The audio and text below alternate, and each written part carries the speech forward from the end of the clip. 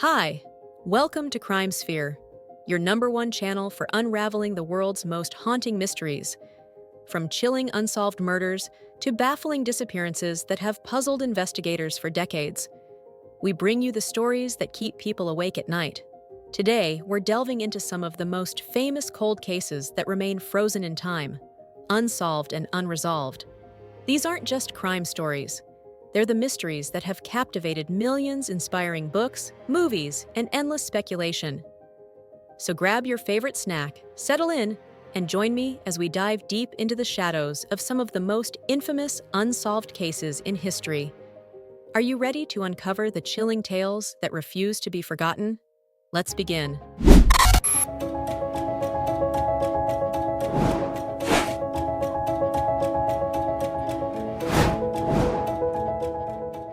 The 3 Florida murders. Florida has had his share of serial killers.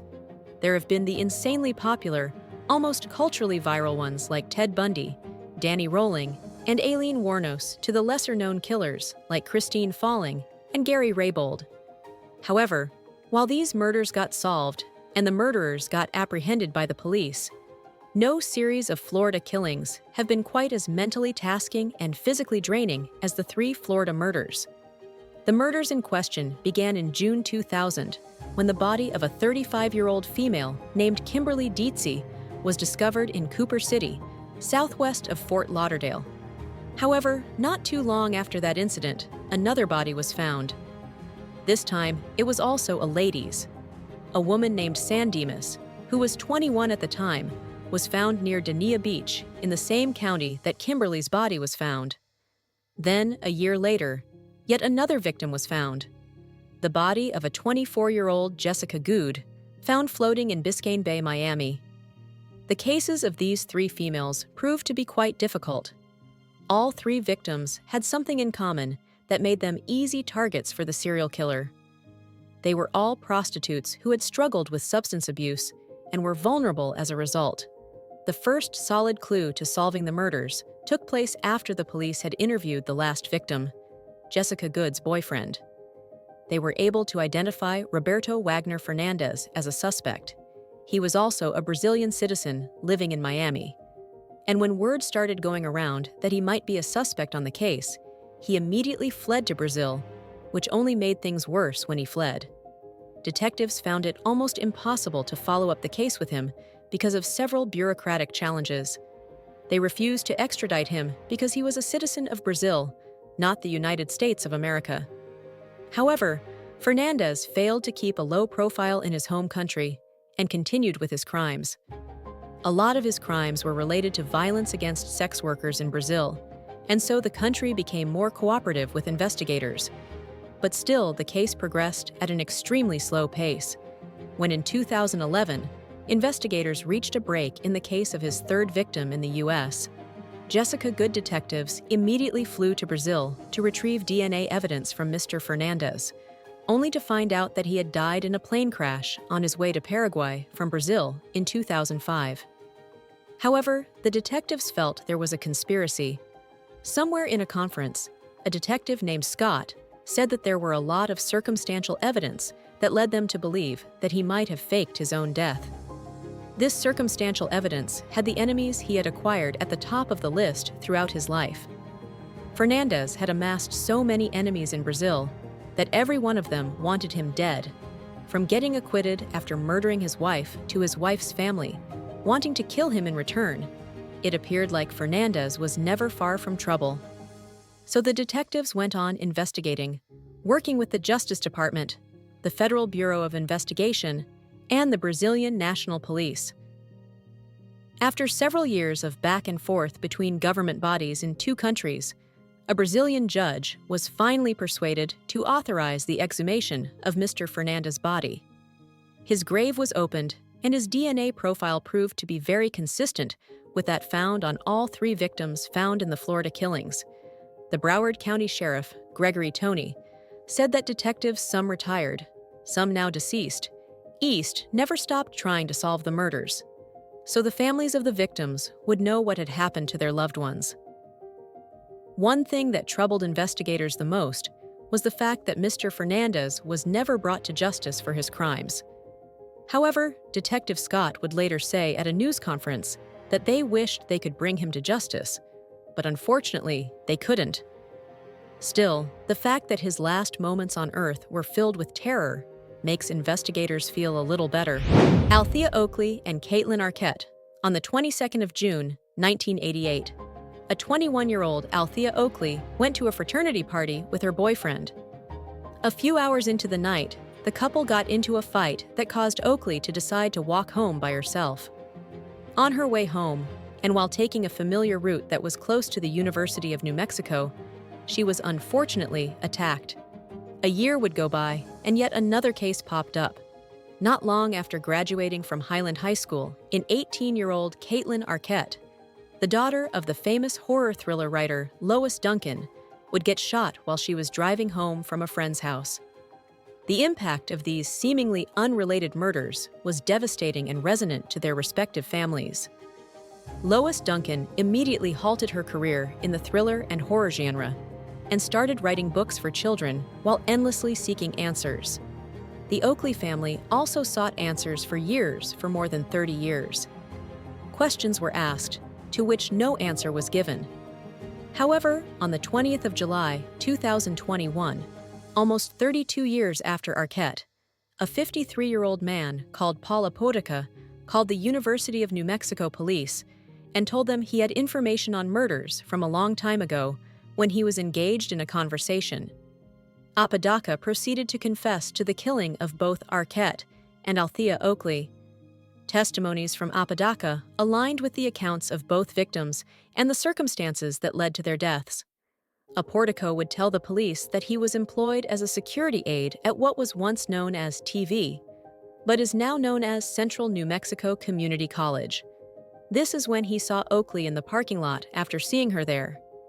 He gave a detailed account of how he got into his car and decided to follow her as she walked along Buena Vista Boulevard all the way to the Lobo parking lot. To make things a little more bizarre, he said that when she was walking past him, she actually said hi to him and smiled. "That's the worst part," he said to the police. "That's the worst part. I heard someone that smiled at me when he was asked what his motive was." Apodaca said, "I think what made me do it, what made me attack her, was all the hatred I had for women. Because growing up, I see men treating women bad and they go for the bad guys.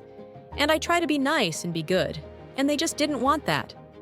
So I was jealous and had hatred, and I just released it." The Albuquerque police chief, Harold Medina, who also happens to be the first recipient of a scholarship set up in Oakley's name in 1990, personally made the drive to Taos to give Oakley's parents the news. In a news conference Tuesday, Harold said that when he arrived there, Oakley's mother thought he was there to tell them they had closed the case.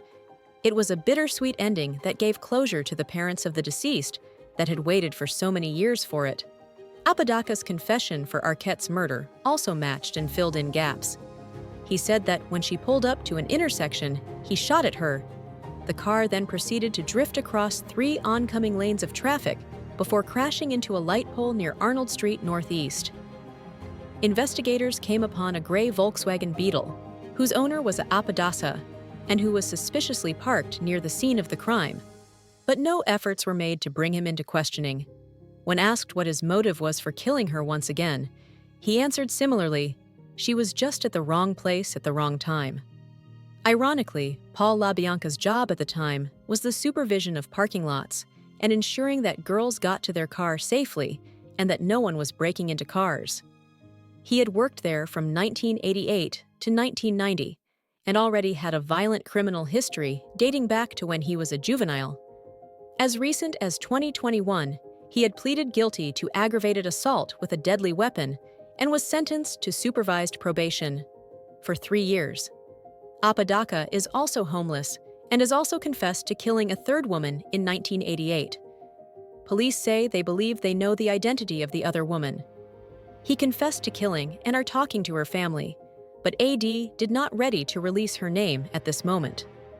The police say they have charged Apodaca with murder in the first degree in the death of Oakley, and that is the only case he has been charged in, because that is the case they have the most evidence in right now.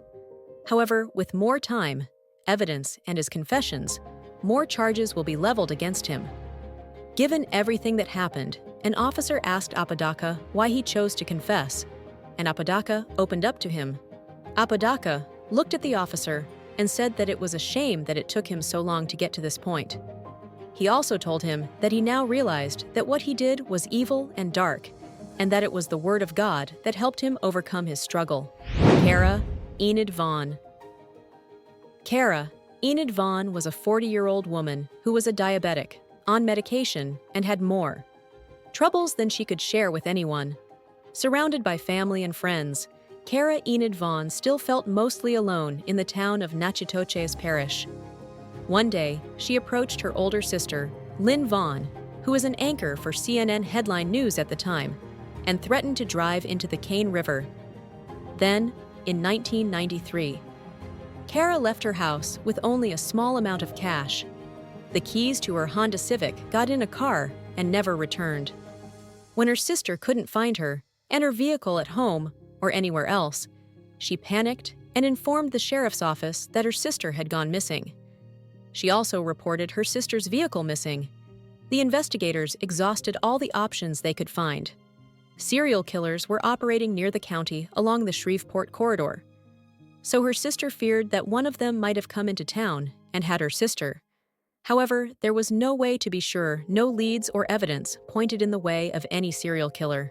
The case, unfortunately, was getting cold. Lynn informed the police about her sister's threat to drive into the Cane River, which was south of their county. The investigation unit was unsure of where to begin, but they searched as thoroughly as they could. But nothing turned up. The years passed by, and it looked like the Vaughn family would never get closure. In 2012, 19 years after Kara disappeared, her mother passed away without knowing what had happened to her daughter. Years went by, and still there was no lead, no sign of Kara, and no clues to help the police move a case towards finding her.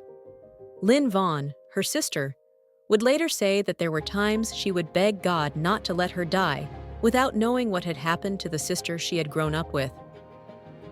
28 years passed by, and in March 2021, the sheriff's office got a call. It was a fisherman, and he had spotted a vehicle somewhere in the Cane River.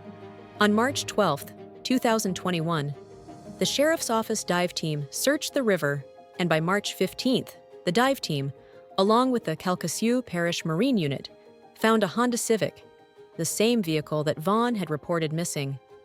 The divers got into the vehicle and were able to retrieve human remains and identification that revealed that the remains were those of Sarah Vaughn. However, to be completely certain, the sheriff sent the remains for scientific tests to confirm the identity of the remains. The tests confirmed that she was indeed Caravan when Devon family was notified. It was a bittersweet experience for them. Lynn, while broken by the discovery, was somehow relieved to know that her sister had since been reunited with her mother. Barbara Tucker. Barbara Tucker was the youngest of 7 siblings. She was thought of as the baby of the house, even though she grew to be taller than every one of her siblings, standing at an impressive 6 foot. Barbara was one of the most energetic and outgoing teenagers you would ever meet. Described by her friends and family as bubbly, fun-loving, and full of energy, Barbara enjoyed playing basketball in her spare time at Cleveland High School. Barbara was also very ambitious and was willing to work hard to achieve whatever her mind set out to do. She went to a national competition, won awards, was involved in a club for students interested in business and retail, and in the summertime, she tested out her labor skills working at Sears. Then, when she was at home, she sewed, crocheted, knitted. Always something that involved art and craft at the same time. She was a sophomore studying business at Mount Hood Community College on the afternoon of the 15th of June, 1980. And at the age of 19, Barbara was planning to go for an evening class on campus, and so she called her mother. She told her she was stopped by a friend's apartment for ice cream if her evening class ended early. She was on her way to that evening class from her apartment on Northeast 23rd Street when the worst tragedy happened. The sequence of events that would lead to her demise was pieced together by the police from witness reports. And this is what they saw. A woman said she saw Barbara and a man in the woods near the campus. A couple of other people would remember seeing her frantically trying to flag down passing cars. One witness saw a man looking wide-eyed and apparently shocked, emerged from the bushes in the same area. Others saw a man grab her arm and pull her off the road and into the woods near her campus. The witnesses that could get a clear glimpse of the man described him as young and in his early 20s, about 6 feet tall, with a muscular build, broad shoulders, and a square neck. He was expensively dressed in a light beige knitted ski cap, a navy blue ski parka, and blue or gray pants, and he walked with a distinctive swagger, a bold, arrogant strut. No one thought to stop. Almost everyone said they thought it was a practical joke of dodge traffic or some childish prank. The next morning, Barbara's body would be found in some shrubs near the campus parking lot by a fellow student. Barbara's parents and family, who had been waiting for her to return home instead, got to hear the news from Gresham Police. It broke them. The police preserved physical evidence from the crime scene and ran through witnesses, but none of the testimonies led to anything solid. They had multiple brick walls throughout the investigation. Days turned to months. Barbara's funeral came and went months into years, and the case went cold. Through all of this, Barbara Tucker's mother, Louise Tucker, would never lose hope. She still strongly believed that the 1980 murder of her daughter would be solved. Her father, on the other hand, was too hurt and broken to talk about his daughter, and he would leave the room whenever her name was brought into any conversation. In 1989, Albert Tucker, Barbara's father, unfortunately passed away. After his death, Louise, Barbara's mother, became more relentless. She didn't stop seeking justice for her daughter, even though it looked like the case would never be solved. She stayed in contact with the Gresham Police Department and a Multnomah County District Attorney's Office. She was meticulous about every detail of the case, ensuring that nothing was glossed over and everything was considered. In 1995, 6 years after the death of her husband, Louise Tucker, Barbara's mother also passed away. They never lived to see their daughter's case solved. However, she had left an informal handwritten record of her attempts to find answers. One of the notes said, "If it takes 10 years, I don't care. I just can't let it rest." After her death, her siblings continued where her mother left off. A desperate search for answers for decades would pass before a break-in. DNA technology, which was not available at the time of the murder, would lead to the arrest of a man named Robert Plimpton of Troutdale on the 8th of June, 2021. He was taken into custody by the Gresham Police Department for the alleged rape and murder of Barbara Tucker in 2018. A detective named Aaron Turnus had promised Barbara's sister, Susan Powder, that he wouldn't rest until he had solved the case. Physical evidence that had been taken from the crime scene years ago was what implicated Plimpton. A DNA profile match was made to him, and this was what led investigators to arrest him. Plimpton already had a sketchy history and had already been arrested once, in 1997. The case was thrown out at the time due to a lack of evidence. It was also found that Plimpton was a 16-year-old student at Reynolds High School at the time of the crime. However, the district attorney's office had said that he will be charged and tried as an adult. Plimpton pleaded not guilty in his arraignment, and his case is currently in court. Case of Virginia Hannon. 59-year-old Virginia Hannon lived in a relatively quiet neighborhood in Pembroke, Massachusetts. She had spent most of her life working as the lunch lady at a local elementary school called Bryantville Elementary School, and almost everyone in the neighborhood had witnessed her kindness and caring nature firsthand. She loved working with kids and was known to be really good at cooking. She lived a quiet, humble life and was quite hospitable to her neighbors. So everyone who knew her was shocked and horrified when, on the 13th of February, 1984, someone broke into Virginia's home and killed her. Virginia had lived alone because her husband had passed away 13 years before her death. The quaint yellow house she lived in quickly became a symbol of kindness in the area, and Virginia would often offer juice, cookies, and baked goods to the neighborhood kids, who would often stop by the house. She was also known to feed and care for the stray animals that would wander into the area. She had actually retired from her job early because her aunt, who lived in California, had left Virginia around $380,000 when she passed away. She was fairly open about the inheritance to everyone who asked, because she had no inhibitions when it came to sharing details about her life with other people, even if they were strangers. While it was known that she had stored a majority of the amount in the bank, it was widely speculated that she kept a part of the inheritance in cash hidden around her house. This has never been confirmed as the actual cause for the break-in and attack on Virginia, but it is possible that the news of the money she had hidden around the house could have been heard by the wrong type of person. The last known sighting of Virginia was on the evening of the 11th of February, 1984, which was a Saturday. Virginia and a friend of hers named Dolly Hayworth had gone to church together. The church they attended was called St. Joseph's Church, and it was around 4 miles away from Virginia's house. The evening mass commenced at around 5 p.m. like usual, and the women had stayed for the entirety of the mass before driving to their usual dinner spot, which was Burr's Restaurant. This restaurant was around 7 miles away from the church, and they would eat dinner there every week after mass. Dolly was the last person to see Virginia alive other than the perpetrator, and she dropped Virginia off at her house at around 7:30 p.m. Dolly did say that Virginia struggled to breathe while climbing the steps to her house, but this was normal for Virginia. She has a health condition called emphysema, which made it difficult for her to breathe if she did anything too physically taxing. Nobody in the neighborhood heard from her or saw her on Sunday, so it is believed that the attack likely happened shortly after she returned home from church. Virginia was the primary caregiver for her stepfather, who also lived in the neighborhood, and she would normally prepare his lunch every day and take it over to his house. However, on Monday, the 13th of February, lunchtime had come and passed. But there was no sign of Virginia. Her stepfather's help had actually been trying to contact her to see if she had a spare key to his house, but had been unable to reach her, so she decided to stop by Virginia's house to see if everything was okay and ask for the key in person.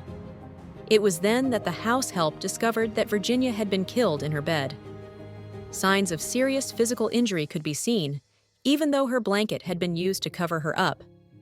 Investigators were immediately called to the scene, and they found a pair of nylon stockings, which they believe was used to kill Virginia. In addition to this, there was a shoe print on her stomach area, which led investigators to believe that the perpetrator kicked her at some point during the attack. This death came as a shock to the entire neighborhood because Virginia was so well liked by everyone in the community, and it was difficult for people to think of someone who would want to harm her. The front door and a window next to it had been tampered with, which indicated that the attacker broke into the house, and Virginia did not let them in out of her own free will.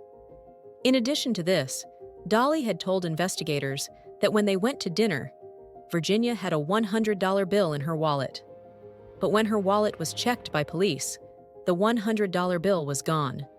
This indicated that robbery could have been a possible motive for the attack, and this is actually why a lot of people believe the attack was carried out, because the perpetrator thought she had a part of the inheritance money in the house.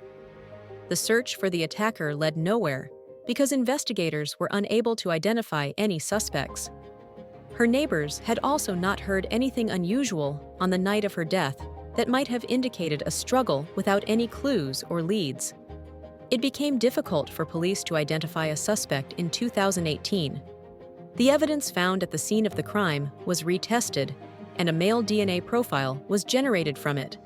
But unfortunately, there was nothing to compare this DNA with. So the trail for Virginia's killer went cold. Around 37 years passed before the police caught their big break. On the 3rd of February, 2020, a 58-year-old man named Jesse Allward passed away. A year prior to his death, Jesse had told a friend of his that he was responsible for the death of Virginia Hannon. After Jesse passed away, this friend informed police of this occurrence, and they used a blood sample from Jesse's remains to compare his DNA to the DNA found at the scene. It was a match. Jesse had been 22 years old at the time of Virginia's death in March of 2021.